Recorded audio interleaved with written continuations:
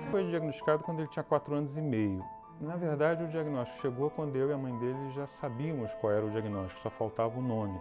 A gente, de certa forma, não queria ouvir a palavra autismo, o que é comum nesses casos, né? Pelo que eu sei. É uma palavra muito forte e era ainda mais forte há 14 anos.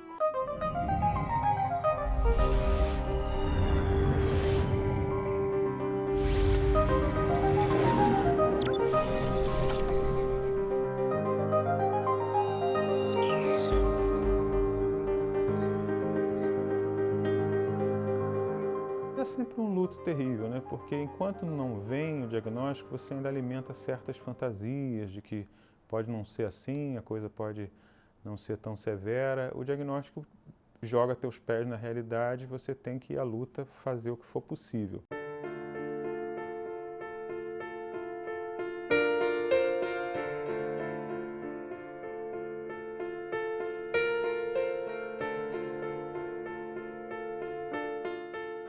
O consenso mundial é que atualmente 1% da população mundial é portadora do TEA, que é o transtorno do espectro autista, o autismo. Então, no Brasil, nós temos mais de 2 milhões de autistas. Eu resolvi escrever o livro porque o que eu faço mesmo, escrever como jornalista, eu achei que era a minha forma de dar um testemunho sobre o autismo e sobre principalmente a vida do meu filho, Henrique, sobre mim, porque as histórias relacionadas ao autismo ainda não são tão contadas quanto a gente acha que poderiam ser. Já um certo manto sobre um tabu que existia em relação ao autismo já foi quebrado, o assunto já é mais falado hoje em dia, mas ainda falta a gente contar como é a nossa vida dentro de casa, no dia a dia. Quer dizer, eles não são iguais uns aos outros, são muito diferentes. Então eu queria mostrar quem é o Henrique, qual é a minha relação com ele.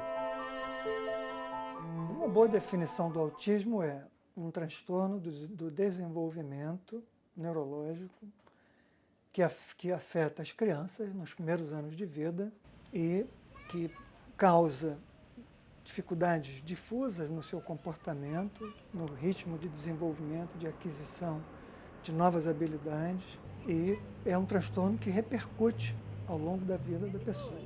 O autismo é uma condição neurobiológica, neuropsiquiátrica. Se chama justamente espectro porque é muito heterogênea. Envolve uma sintomatologia de desatenção, então a criança apresenta dificuldades no entendimento da linguagem, tanto oral como linguagem de expressão, e os domínios socioemocionais.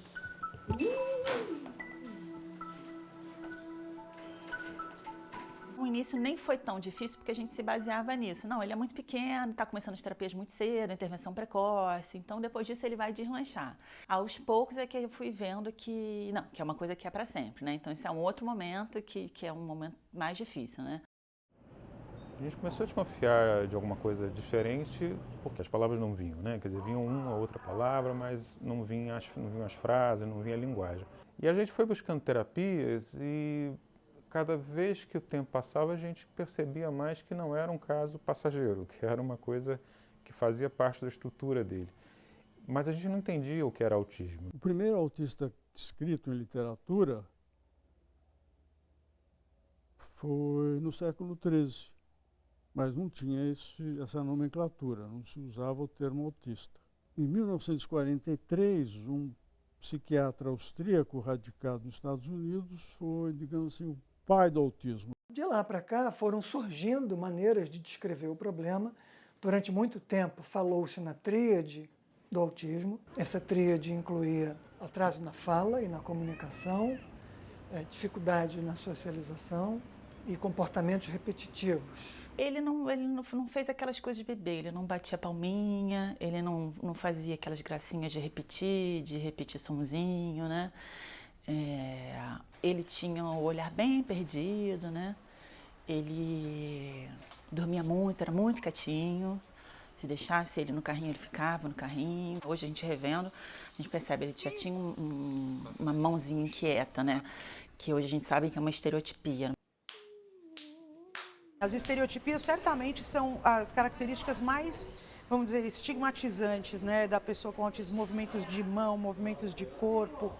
Elas de fato interferem na qualidade de vida da pessoa com autismo, das famílias. São movimentos que eles são muito similares, um ao outro é muito parecido, e a criança tende a fazer a estereotipia quando ela está frustrada ou quando ela está muito animada com alguma situação. Algumas crianças engajam em estereotipia para se livrar de alguma demanda, por exemplo, entendeu?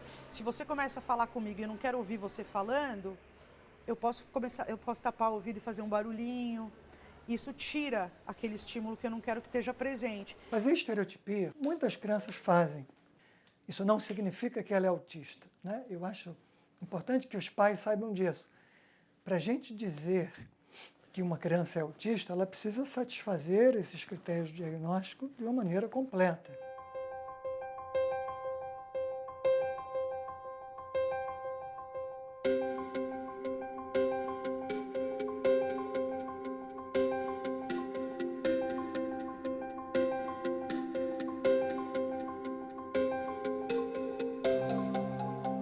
Você classifica, você define o diagnóstico de autismo a partir da presença de 2 grandes grupos de sintomas. Então, no primeiro grupo, que é aquela história do déficit persistente na comunicação e nas interações, o paciente não precisa ter todos esses sintomas, mas são exemplos de sintomas.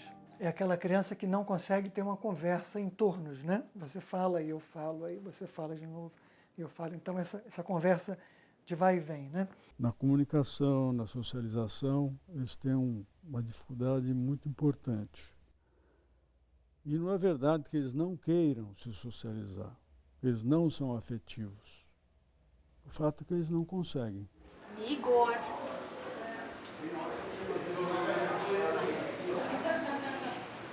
Essa máscara não é de verdade.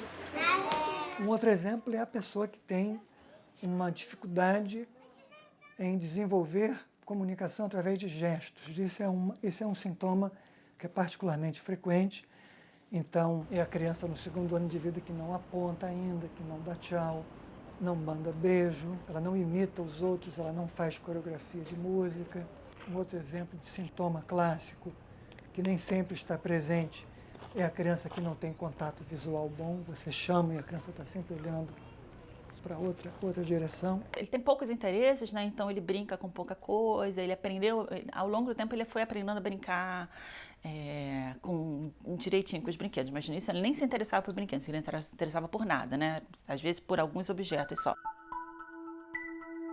No segundo grupo de sintomas, que é aquela história de ter interesses, padrões de comportamento ou atividades restritos ou repetitivos. Quando a criança pega um carrinho, né? Se a criança pega um carrinho, a criança que tem um desenvolvimento típico, ela vai querer brincar com o carrinho, ela vai dirigir o carrinho, ela vai fingir que está numa corrida de carros e vai fazer o barulho, né?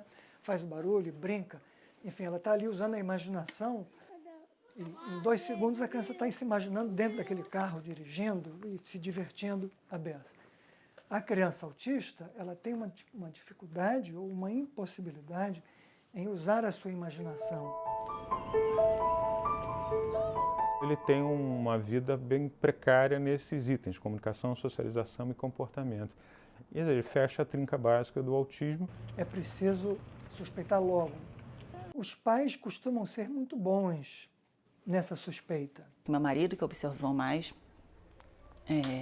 meu marido era mais pragmático nessa coisa dos marcos de desenvolvimento. Ele lia aquele livro do bebê e via que ele não estava fazendo determinadas coisas, né? E mês após mês ele ficava assim, isso aqui ele não está fazendo, isso aqui não está fazendo. Por sorte a gente chegou no neuropediatra cedo, ele tinha 1 ano e 5 meses, que aí foi quando tudo aconteceu, né? É preciso dar crédito a essa queixa de que a criança não vai bem por algum motivo. Se a criança chega na idade de 1 ano e meio sem falar nenhuma palavra, ela pode ter surdez, é verdade, mas ela pode ter algum outro problema. Então, temos que avaliar melhor essa criança. É um momento difícil, mas a gente mergulhou, sabe? A gente já contou para todo mundo, já contou para a família inteira já entrou no esquema. A gente já falou para todos os amigos, já chegou na escola falando. Para mim, me ajudou a não esconder, entendeu? Para mim, esse compartilhar com todo mundo foi muito bom para mim, porque aos poucos eu fui conseguindo ressignificar o que seria isso na nossa vida, né? Por que é importante fazer um diagnóstico precoce? Porque à medida que o tempo vai passando, a criança vai sedimentando aquele comportamento restrito, repetitivo. Havia uma cultura por parte de médicos e terapeutas de que deveria esperar que a criança completasse 4, 5, 6 anos, e isso se perdia uma janela importante para o desenvolvimento. E para intensificar as terapias, né, o papel dos terapeutas, terapeuta ocupacional, fonoaudiólogo, psicólogo, essa equipe interdisciplinar, numa abordagem intensiva, num período precoce, isso deu um salto muito grande na condição do indivíduo com transtorno do espectro do autismo.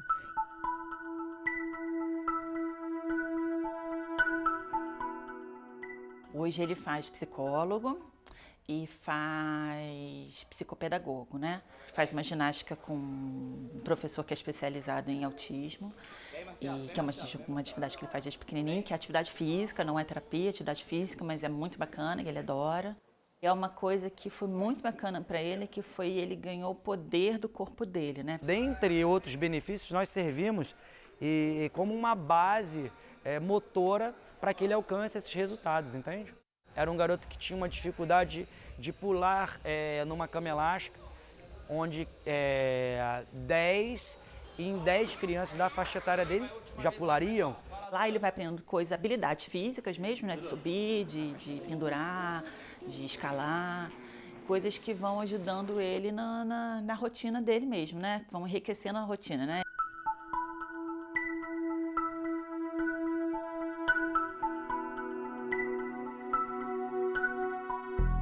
Mais ou menos uns 10 anos atrás, era muito comum quando essa criança tinha um sinal de alerta ou tinha algum diagnóstico, eram indicadas apenas terapias convencionais, como fono, psicólogo, TO, e a educação física não era vista como uma vertente nesse processo. E esses próprios profissionais perceberam como o exercício pode ajudar até mesmo o trabalho deles. Então você tinha talvez crianças que ficavam horas em sessões em uma sala fechada e não conseguiam sequer tirar a sua meia e seu tênis. Não conseguiam sequer subir um vão de degraus. Hoje ele consegue andar na rua, ele sobe no canteiro, como as crianças fazem, né? Hoje ele chega no parquinho, ele tem interesse em subir no trepa-trepa, de balançar no balanço, né? O corpinho dele parecia que não sabia como fazer aquelas coisas, né? Então ele foi aprendendo e foi vencendo determinadas coisas, e é o que vai hoje permeando a vida dele, que vai deixando ele se divertir, né? O que vai deixando...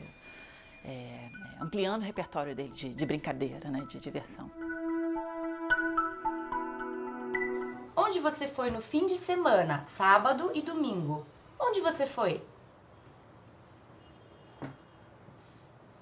Ah, eu fui no clube, que legal, Isa! Quem foi com você? Ah, você foi no clube com a mamãe e com a Marina. Dentro dos tipos de intervenção, existe a conhecida terapia ABA, que é uma forma de terapia comportamental. Ela foi criada na década de 60 e ela pode ser muito útil. ABA é uma abordagem aqui no Brasil, dentro da psicologia. É uma forma de ver o comportamento humano, de entender o ser humano.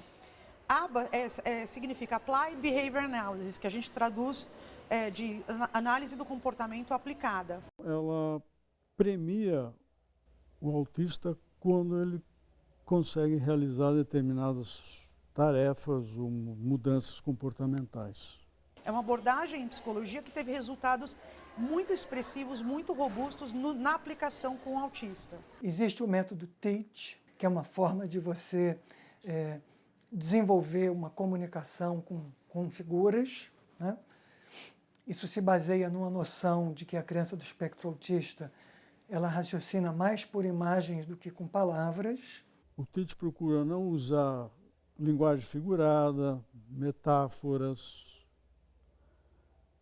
Tem que ser muito enxuto, muito direto, muito claro, muito explícito, para que a criança com autismo, na escola, por exemplo, possa ter um bom aproveitamento.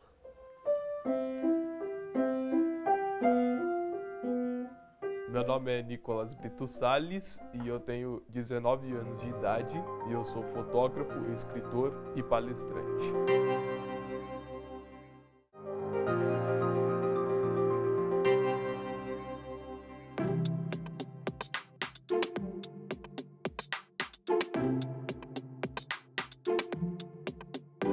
Eu sou cientista e sou pai, né? Eu trabalhava num determinado tipo de pesquisa e quando eu soube que meu filho é autista, eu passei por um período assim meio de...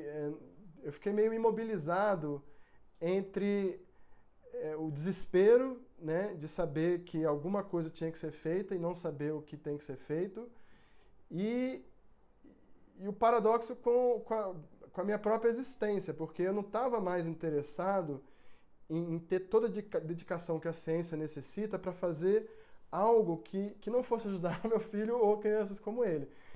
Uma coisa que foi muito importante para mim foi a história de uma garota canadense que até os 11 anos de idade ela não tinha se comunicado com palavras nenhuma. E um dia, pela primeira vez, ela usando palavras escritas, ela escreveu em inglês, né? Help, tooth hurt. Ou seja, ela estava com dor de dente e naquele momento que ela estava... Imagina o desespero, esse episódio conta muita coisa, né? Uma coisa que é muito importante nesse relato dela, que ao mesmo tempo dá otimismo, mas também dá angústia, é você perceber que quando você tem contato com o autista, a cabeça dele é como se fosse alguém dormindo, ou é só confusão, ou é alguma coisa que não tem nada dentro, mas na verdade ele tem consciência, ele percebe o mundo, ele sabe o que está acontecendo, ele só não consegue comunicar isso com a gente.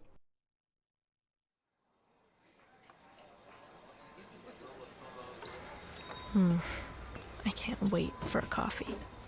Oh, hello, barista. What do you girls want? Skim soy latte? Darren, soy can't be skim. Hot chocolate, orange juice. No, Dad, I want a coffee. O som que passa pelo ouvido do autista não verbal e chega no cérebro dele, não chega do mesmo jeito que chega no nosso cérebro, porque o cérebro autista, ele deforma as informações.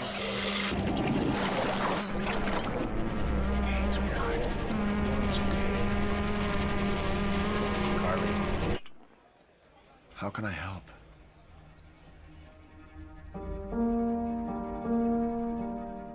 Existe uma mistura de informação sensorial no cérebro dos autistas, né, entre o som e o visual. Então existe toda uma dificuldade que você não pode simplesmente repetir, insistindo com o autista, a mesma abordagem que você tem com a pessoa neurotípica, né? Então a gente tem que criar uma abordagem que não priorize o entendimento do som para ele associar as letras a objetos. Então a gente tenta criar uma forma de ensino compatível com uma forma de raciocinar dele que é muito mais visual e sensorial do que formada a partir de uma lógica construída com palavras. O Lietro digamos assim, é um conjunto de aplicativos interconectados, né? Que tem duas funções principais. Uma, facilitar a capacidade de comunicação por escrito do autista não verbal, e a outra é aprender a ler e escrever. Você tem que ir muito anteriormente, fazer ele entender a função da linguagem e ir construindo uma relação entre o símbolo visual, que é a palavra escrita, e aquilo que você quer que a palavra represente. Sem se preocupar em ele entender no início propriamente a construção silábica das palavras. Biscoito? Cadê o biscoito? Muito bem, onde é que tem o biscoito? Mesmo tendo uma maneira de processar as coisas ainda peculiar, ele já está encontrando por conta própria formas de usar a palavra para se comunicar com a gente. E isso é um ganho enorme, né?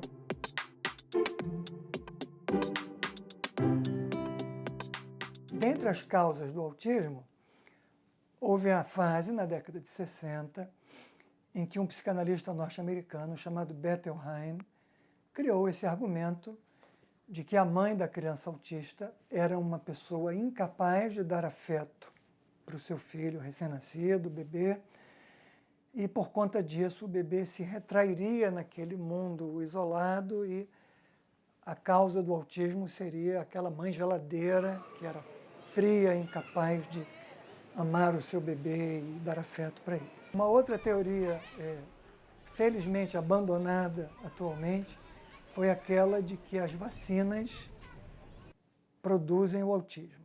Um pesquisador britânico chamado Wakefield publicou, nos anos 90, um trabalho mencionando que a vacina tríplice viral, aquela vacina contra o sarampo, cachumba e rubéola, seria a causa do autismo em um grande grupo de pacientes.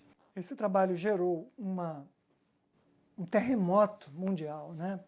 Tomou conta praticamente do mundo inteiro que as vacinas poderiam causar autismo porque tem um componente derivado do mercúrio que serve para que a vacina não se deteriore. E não há nenhum fundamento científico para isso. A pesquisa do Wakefield foi completamente excluída, ela foi totalmente desacreditada, a ponto de que hoje ele não pode mais praticar medicina. O diploma médico dele foi cassado. Vacinas definitivamente não causam autismo, então assim, as crianças precisam ser vacinadas, isso é uma questão de saúde pública.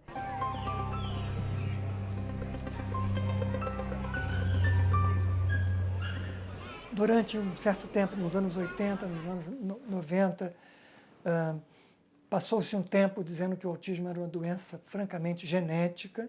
Hoje acredita-se que há fatores ambientais que possam estar também interagindo para gerar esse quadro clínico, né, esse fenótipo de autismo.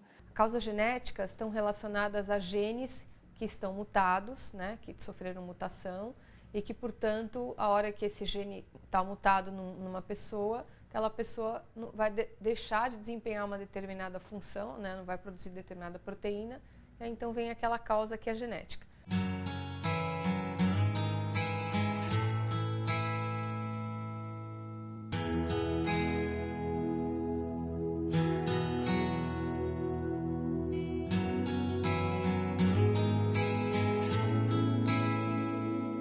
A gente pode encontrar no autismo o quê?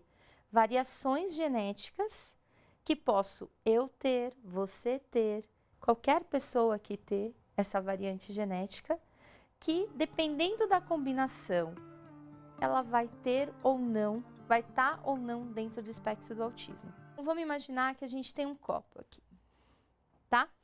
E que cada bolinha dessa, vamos imaginar variantes comuns e variantes raras. Vamos imaginar que essa bolinha laranja são as variantes comuns, são as variantes que a gente tem aqui na população. E que podem, na maioria das vezes, serem herdadas, tá certo? Então, eu tenho essa variante, tenho mais uma variante, tenho uma variante rara. Eu passei do meu limite do copo? Passei. Isso significa que eu estou no transtorno do espectro do autismo. Agora, se eu tirar essa variante e eu testo as duas, eu passei do limite do copo? Passei um pouquinho, mas vamos imaginar que não. Tá certo? A combinação não atingiu o limiar. Então, eu não estou no espectro, eu estou abaixo do limiar. Tá certo? Então, como a gente vê as variantes genéticas é dessa forma. Imagina o seguinte, se você tiver no nosso organismo, todos os nossos metabolismos, as coisas que a gente produz, funcionam como uma cascata. Se você tiver uma alteração no final da cascata, você tem menos coisas alteradas, porque a cascata está terminando. Agora, se você tiver uma alteração no meio ou no começo da cascata, essa via vai estar alterada desde o começo. Então, o quadro clínico vai ser mais severo. Então, de acordo com qual gene está mutado, em qual nível dessa cascata ele atua, você tem diferentes graus de severidade da doença. E a outra causa, que é ambiental, está muito associada atualmente nas pesquisas com infecções durante a gestação. Então, a mãe estava grávida e aí ela teve uma determinada infecção durante a gestação e essa infecção acabou acarretando no que a gente chama de alterações epigenéticas naquela pessoa. Certos medicamentos, o valproato, por exemplo, que é um anticonvulsivante, se a gestante for exposta ao valproato, a chance de autismo na prole, nos filhos, aumenta 7 vezes. Então, é um dos medicamentos que aumentam bastante a frequência. Se a criança nasceu prematura, nasceu com baixo peso, essas características estão associadas estatisticamente ao diagnóstico de autismo.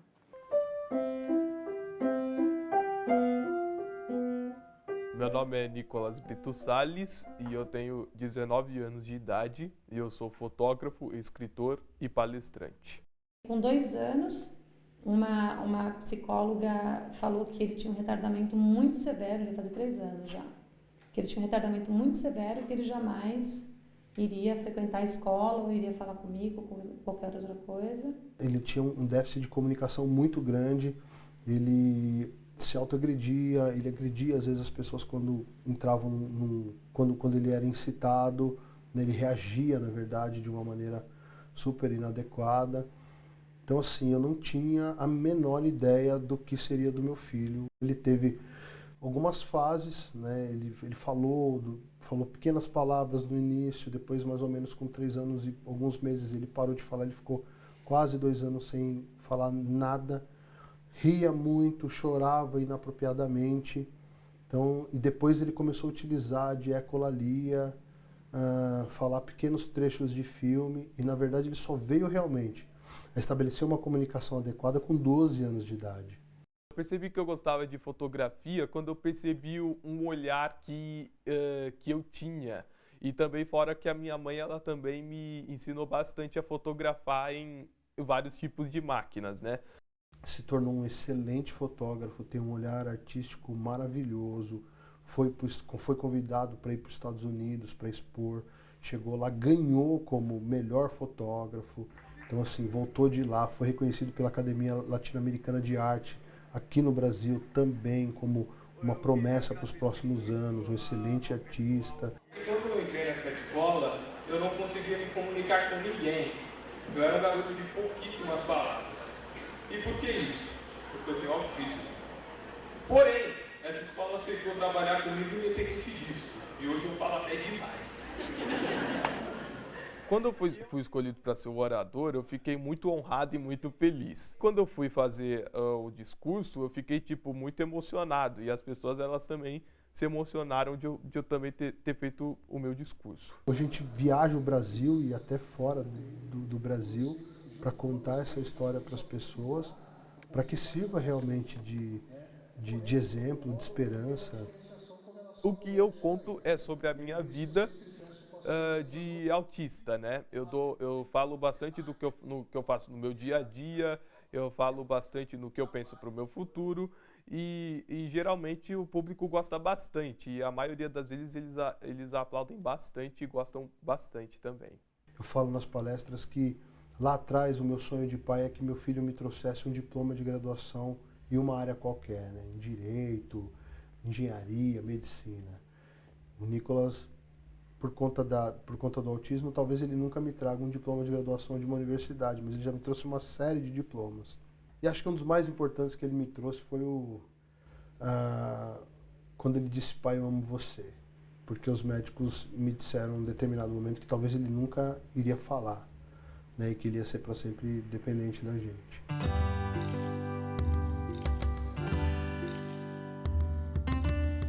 Eu Eu decidi escrever um livro porque eu achei interessante eu escrever para as pessoas que ficam, digamos que muito interessadas e com algumas curiosidades sobre a minha vida. Então eu decidi escrever um livro sobre a minha vida e também falando um pouco sobre a minha cabeça, de um jeito resumido. O livro do Nicolas, Tudo Que Eu Posso Ser, foi ele que quis escrever, a iniciativa dele. Ele demorou muitos anos também para escrever, foram quase 3 anos. Então, o dia que ele tinha vontade, ele escrevia alguma coisa. Então, ele escrevia um parágrafo só e eu começava a falar para ele, me fala mais sobre isso. Então, a gente foi destrinchando e aí virou um livro e é um livro de grande sucesso hoje. Quando eu conto a minha história para as pessoas e elas veem o meu exemplo, veem o exemplo do meu filho, em nenhum momento eu quero passar a imagem de que um pai que tem um filho que não conseguiu, através de terapias, chegar num estágio que o Nicolas está, que ele fez um mau trabalho ou que ele é um mau pai ou uma mãe ruim. Nunca, né? Porque além de existir essa variação de cada um ser um, né, a genética, o meio, tudo isso influencia muito em como eles vão se desenvolver.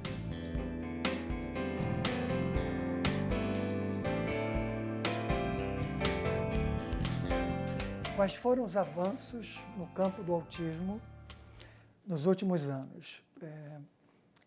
Houve descobertas importantes quanto à genética do autismo. Existem pesquisas muito interessantes, até do Alison Motrick, tentando encontrar formas de modificar o funcionamento das células do cérebro. O que o meu laboratório faz é tentar descobrir como que esses genes atuam no autismo, né? Como que uma alteração genética consegue levar a uma alteração comportamental. E existe aí um sistema experimental, né, que é muito importante, que é o cérebro humano. O cérebro humano é que vai ler a informação genética e vai codificar, né, um circuito que vai levar a um comportamento humano. Então entender como que essas alterações genéticas afetam o desenvolvimento neural é crucial para o entendimento do autismo, né? Então por que isso era muito complicado? Porque isso tudo acontece dentro do útero materno. E o desenvolvimento neural humano dentro do útero materno é muito pouco estudado, muito pouco conhecido. Tanto por questões experimentais, né? Na prática a gente não tem como realmente, de uma forma não invasiva, estudar o cérebro humano em útero, né? E por uma questão ética, né? Então não seria ético você recrutar, né, mulheres grávidas para fazer um estudo experimental. Então a gente tem uma falha do modelo experimental que é crucial para o entendimento do autismo. Com os avanços da tecnologia de células-troncos, né, a gente conseguiu criar um modelo que a gente chama de minicérebro, né? Então esses minicérebros, eles vêm suprir a falta desse modelo experimental para o estudo do desenvolvimento humano, principalmente nas fases iniciais da gestação, né? Eles são construídos em laboratório a partir de células humanas pluripotentes, que são as células que dão origens a todos os tecidos e tipos celulares do corpo humano. Essa é uma tecnologia que nos aproxima muito mais do que a gente está vendo no humano do que as outras abordagens que a gente tinha no passado. Porque como era estudado o autismo ou os transtornos do sistema nervoso central? Por cérebro pós-mortem, mas não é tão semelhante que nem você estudar a partir da célula do indivíduo. Para uma série de tipos de autismo, uma série de alterações genéticas relevantes ao autismo, a gente já descobriu drogas que fazem a reversão completa, né? Então isso abre essa perspectiva para um melhor tratamento, se não uma até eventual cura farmacológica, né, de algumas dessas condições, né? Acredito que a gente vai sim chegar numa combinação de medicações ou uma medicação para cada indivíduo, né, específica de acordo com a genética de cada indivíduo, que pode sim vir a causar uma melhora nos sintomas dessas pessoas. Mas elas provavelmente vão precisar tomar essa medicação para o resto da vida. Por isso que eu não gosto de usar cura, porque cura para mim é uma infecção que você pegou, você toma um remédio e você, pronto, está curado, não tem mais aquele agente que causa a doença na pessoa. Então aí você está curado. Então cura é uma palavra para uma doença, né? Uma palavra muito mais forte.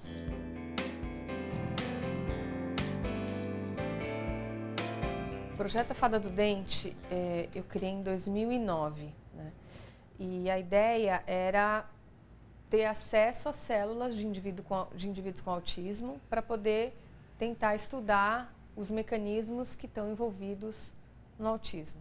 Então, como é que a gente pode fazer para estudar qualquer tipo de patologia que afete o cérebro, que afete o sistema nervoso central? A gente precisa ter acesso a uma célula dessa pessoa que mantenha a genética, né, o background genético desse indivíduo. E aí eu preciso, a partir dessas células que eu tenho dessa pessoa, produzir células do sistema nervoso central. Desde 2006, um pesquisador japonês, o Shinya Yamanaka, que ganhou o Nobel de Medicina em 2012, ele produziu uma técnica onde ele usava vírus carregando genes de célula embrionária, e ele pegou esses vírus carregando esses genes e infectou a célula da pele.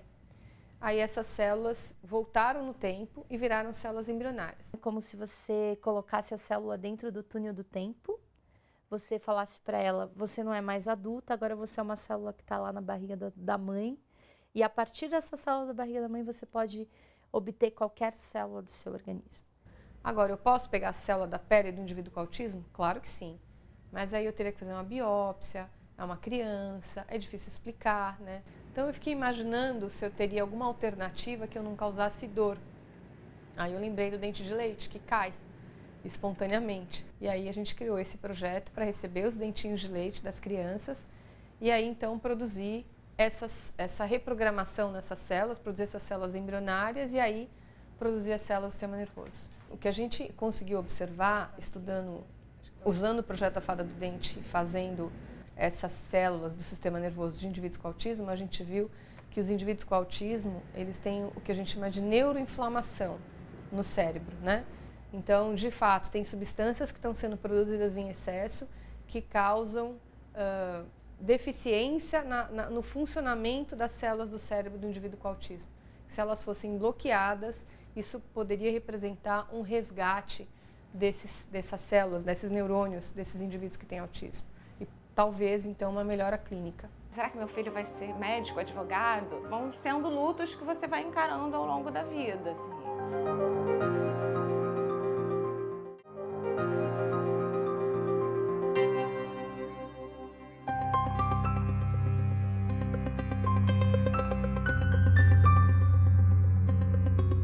O autismo é o transtorno de desenvolvimento complexo mais comum que nós temos. 1 em cada 59 crianças tem autismo no mundo. O Marcus Autism Center é um dos maiores, se não o maior, centro de serviço clínico para crianças com autismo e para suas famílias. Também é um dos centros de liderança na pesquisa do autismo. O termo eye tracking, em português, seria o rastreamento ocular. É o método que nós temos para medir de maneira bastante precisa a atenção da criança ao mundo social à volta. Como que nós fazemos essa quantificação? Nada no mundo é tão importante para uma criança como os olhos das outras pessoas. Os olhos, na verdade, elas são um mecanismo de socialização. E nós sabemos que as crianças com autismo, elas olham para os outros de tal maneira que é uma redução da fixação do olhar sobre os olhos das outras. Então, essa é uma das medições. Mas as medições são ainda mais detalhadas. Nós temos a capacidade de medir, momento a momento, se a criança está prestando atenção às coisas fundamentais de uma cena social, e graças a essa atenção a criança vai estar aprendendo. Nesse instante, nós estamos testando a viabilidade de um instrumento de pesquisa usando o rastreamento ocular para o diagnóstico de crianças entre 16 meses e 30 meses. So we have actors, caregivers like this, pretending to interact with baby, as well as some peer clips of infants interacting with each other. O nosso ênfase é em prevenir os resultados do autismo, o retardo intelectual, o retardo de linguagem E os problemas de comportamento, que muitas vezes fazem com que famílias tenham que ficar em casa o tempo inteiro porque as crianças não podem estar na sociedade por causa de autoagressão ou por causa de comportamentos que podem comprometer a própria segurança da criança ou de outras. Essas crianças vão ter uma vida completamente diferente das crianças com quem eu trabalhei há 20 anos atrás.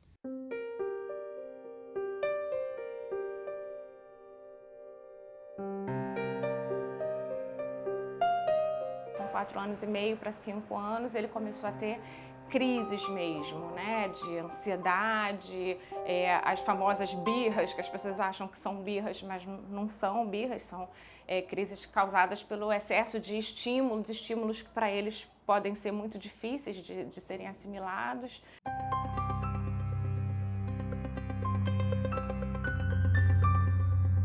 Ele nunca me abraçou quando bebê, né, nem beijo, quando a mãe fala pro filho assim, ah, dá um abraço na mamãe, aí vem com aquele beijo molhado. Ele nunca fez isso, ele odiava quando eu abraçava ele, beijava, até hoje, né, ele só beija e abraça quando ele quer.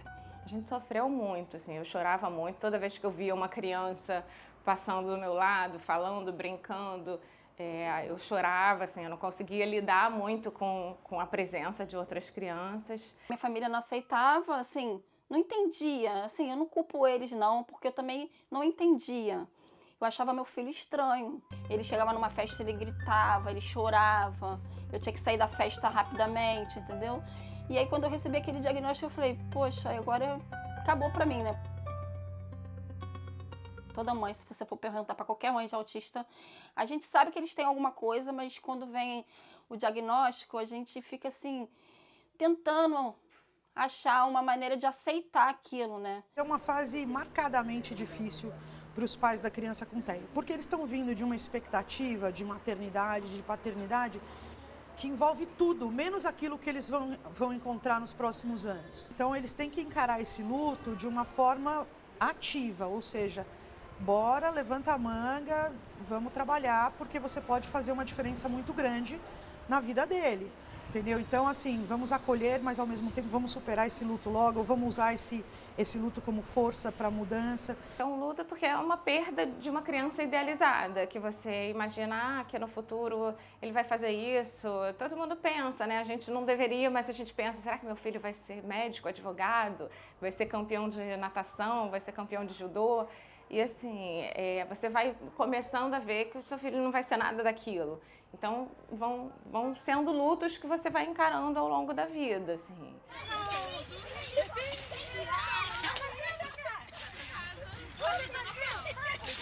Agora está entrando na adolescência, está entrando numa fase meio complicada, que começou a aparecer a autoagressão, às vezes ele se bate. De fato, a adolescência, em muitos casos, é a fase mais difícil de lidar. Mas não é porque o quadro piorou, é porque é mais difícil mesmo, né? Então você tem uma questão de tamanho, você tem uma mudança hormonal que é importante, você tem desenvolvimento de uma sexualidade que muitas vezes está toda complicada. Então é um momento muito difícil, até porque os pais não estavam preparados para lidar com ele. Uma criança de 3 anos com TEA e uma criança de 3 anos sem TEA são parecidas, por mais que o caso seja mais grave. Uma criança de 18 anos com TEA grave e um jovem de 18 anos sem TEA são muito diferentes. Nós podemos lançar mão de medicamentos para melhorar os sintomas associados que dificultam o programa de recuperação da criança. Então, enfim, os medicamentos não tratam os sintomas centrais do autismo, mas eles frequentemente ajudam a criança, por exemplo, a ficar menos ansiosa, menos refratária, menos agressiva, menos irritada. Ele tomou uma medicação para esquizofrenia, hoje ele toma uma outra medicação que é um estabilizador de humor e um outro remédio que é um calmante mesmo. Eu não sou contra o uso de um medicamento com propósito terapêutico, ou seja, se usar aquele medicamento temporariamente vai permitir que a gente consiga produzir um resultado maior. Não sou contrária a usar nessas situações, também não sou contrária a usar em situações em que há o que parece ser um sofrimento muito grande por parte do indivíduo. É de ping-pong, é de carrapicho, joga água, joga Analícia. Como é que ele está na escola? Lá ele tem atividade, ele tem o horário de tomar café, brinca com as crianças, tem aquela parte do parquinho também, né? Que eles têm aquela atividade no parquinho. Então ele tá amando lá. No começo foi uma experiência de reconhecimento. Era muito tímido, muito introvertido, não participava de nada. Veio a Marileite, que é a mediadora que acompanha, mais a professora Valéria, e elas juntas conseguiram desenvolver um trabalho de rotina e de afetividade, onde ele se sente à vontade de estar na escola, de realizar as tarefas, ele interage com os colegas. Aqui o Caleb se apresentou bem acolhido, participa com os outros coleguinhas, a turma em si acolheu bem o Caleb, e o Caleb sente muito bem aqui. O mediador é aquele que faz o elo, a palavra já diz, media. Ele faz o elo entre o conteúdo que o professor está aplicando e de uma forma que a criança tenha acessibilidade a esse conteúdo. A legislação, quando assegura o direito à educação, assegura também esse acompanhamento especial, no caso, especializado, esse acompanhamento especializado no caso das pessoas com TEA, justamente para que elas possam, em algumas questões, como a da alimentação, a da locomoção, a da comunicação, a da interação social, usufruir ali de um profissional de apoio especializado que possa colaborar, que possa assisti-la, para que ela, com a máxima autonomia, com a máxima independência, possa também gozar do seu direito à educação como qualquer outro aluno, como qualquer outra aluna. Nunca houve um olhar tão atento para a inclusão como a gente tem tido hoje, tanto em âmbito municipal como em âmbito nacional. Ainda não é suficiente, mas é o primeiro passo.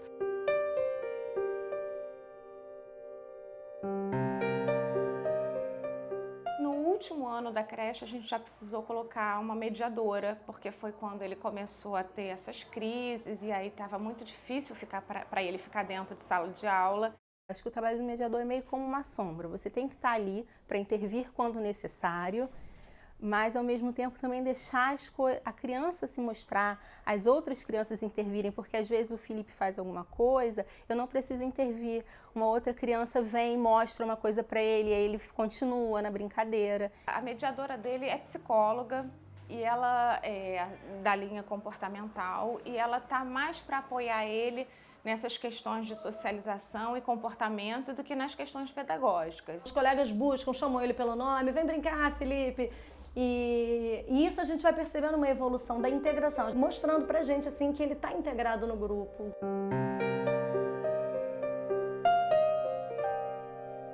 Existe uma lei federal, né, que garante passa a considerar a pessoa com autismo uma pessoa com deficiência. A partir de dezembro de 2012, essa lei federal entrou em vigor, 12764.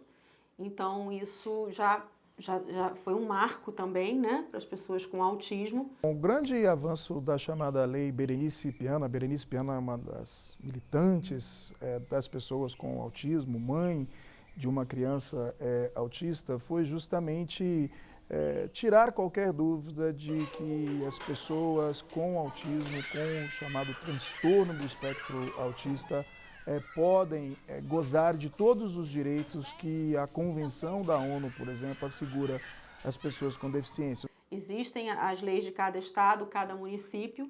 Então, aqui no Rio, nós temos muitas leis, né, tanto estaduais quanto municipais. Nós temos duas leis que a gente pode destacar. A Lei 6807, ela determina que a pessoa com autismo ela tem prioridade de atendimento nas filas, né? Então, isso foi um avanço, porque muitas vezes o que acontece? A pessoa com autismo, ela não tem características físicas que mostrem que ela tem o transtorno do espectro autista. A gente conseguiu, no município do Rio, aprovar a Lei 6101 de 2016, que ficou conhecida como a Lei do Lacinho, porque ela faz com que os estabelecimentos incluam nas placas prioritárias o lacinho, que é o símbolo do autismo. As pessoas, às vezes, não compreendem o que é para uma pessoa com o autismo, as luzes, o barulho, a espera numa fila. E daí, muitas muito bem, portanto, a iniciativa desses municípios com a lei do lacinho, a lei do atendimento é prioritário, mas mais do que qualquer outra coisa, a importância também de usar desse símbolo para a conscientização da sociedade como um todo, enfim, dos direitos das pessoas com terra.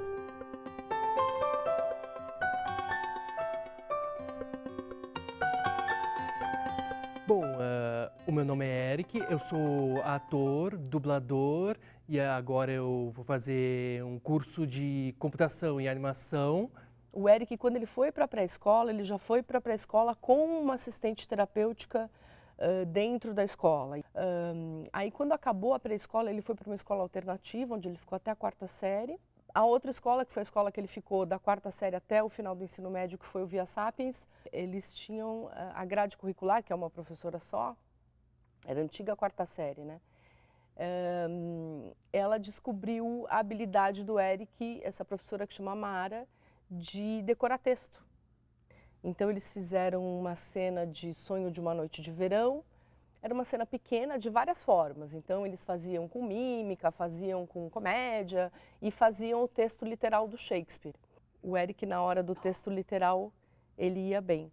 Então a gente descobriu que ele tinha essa habilidade de memorizar texto.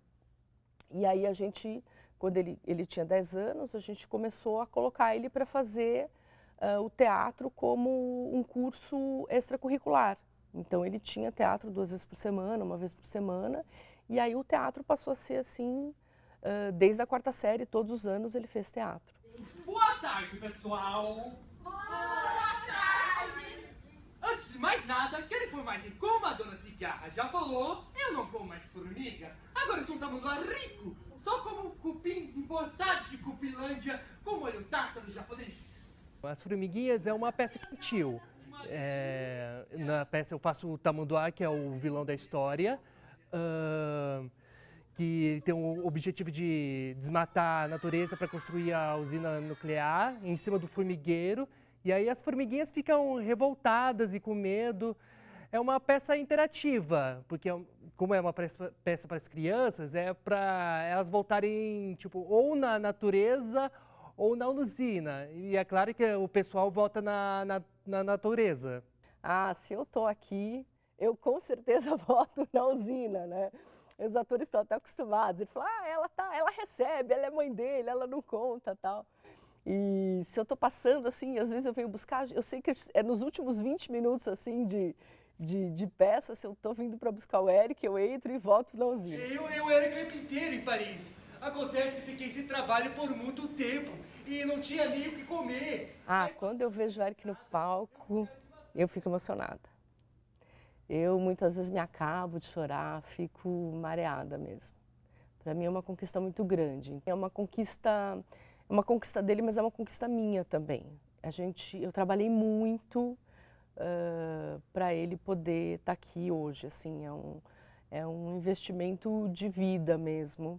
É uma dedicação muito grande para ele poder fazer todas as coisas, do pai dele poder pagar todas as coisas. O investimento financeiro foi muito grande, né, para ele poder ter a desenvoltura que ele tem hoje, né, para ele poder estar integrado em todos os grupos sociais que ele está integrado hoje. A gente se dedicou muito. O que você gosta mais em ser ator? Bom, acho que como posso dizer, acho que interagir mais, tipo, não ser eu mesmo, ser outra pessoa, assim, me abrir. Acho que é isso.